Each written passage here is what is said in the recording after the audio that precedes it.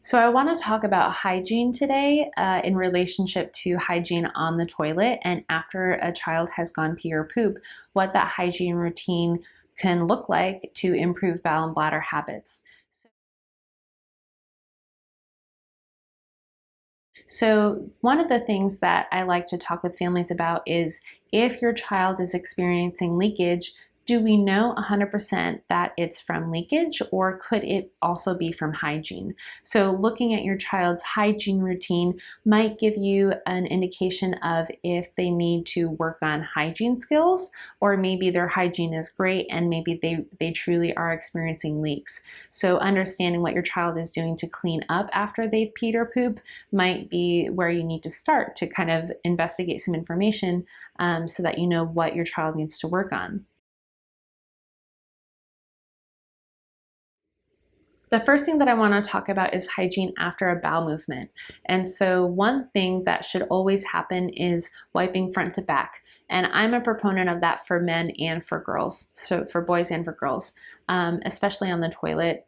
So, maybe not so much as a parent doing a diaper change, but for kids that are sitting on the toilet to go to the bathroom, wiping from front to back, just because that gives them one direction to focus on. If you're wiping back and forth, there's maybe less ability to remove the stool that's in the area. Instead, they're just kind of moving it back and forth.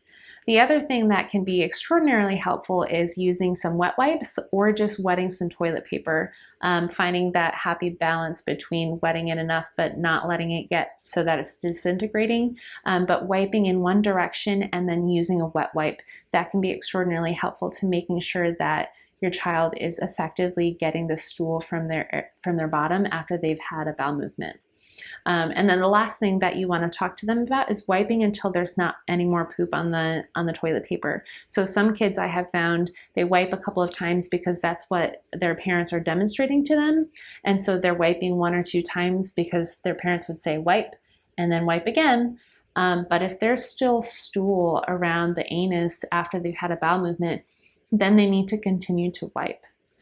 One thing that might be helpful in making cleanup easier after a bowel movement, especially if your child is having those stickier or smushier poops, is to help them spread their butt cheeks a little bit more before they sit down to have the bowel movement. So that means that taking both hands, they spread their cheeks apart and then sit down so that there's a little bit more spread instead of the cheeks being close together and then the poop kind of smearing on both sides of those cheeks as they have the bowel movement. That way cleanup is a little bit easier.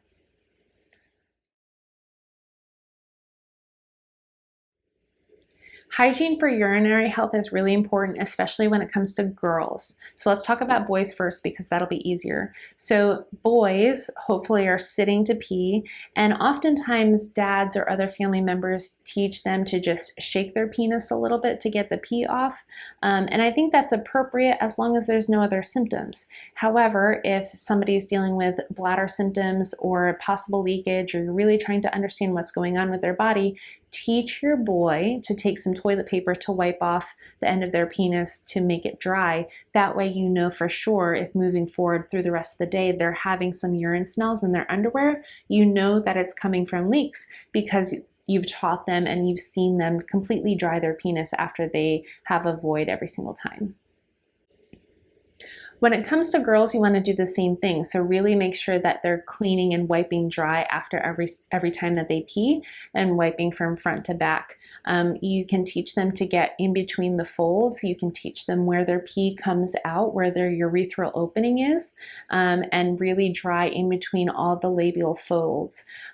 As urine sits in the labia, it can be really irritating to the skin and create irritation and redness. And so number one, we definitely want to avoid that. And you can do that by teaching them to take the paper and get in between all of their labial folds. The other thing that I want to talk about is that redness and irritation can increase a child's perception that they need to go to the bathroom. So they might have increased in frequency of their voids or urgency for voids as their skin becomes more and more irritated. So it's really important for girls that they're wiping all of the way to make sure that their skin is staying dry after they pee.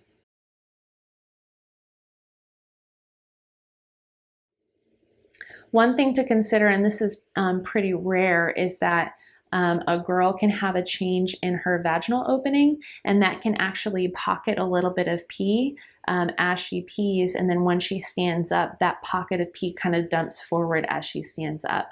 It's very rare, but that could be one contributing factor to why you're smelling urine or seeing urine in your child's underwear. That could be one contributing factor.